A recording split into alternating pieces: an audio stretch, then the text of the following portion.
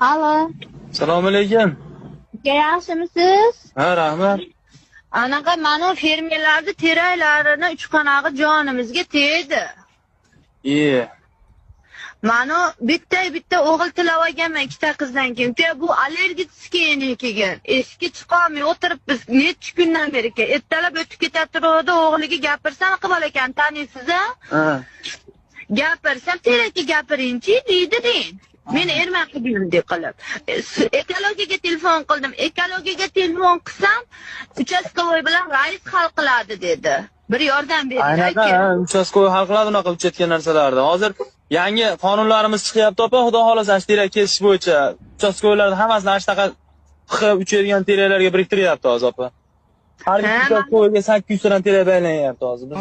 Uchayotganlar yig'ishtirgan bo'lyapmiz hozir. Tepani bitta uchastkovoyga o'rtacha 800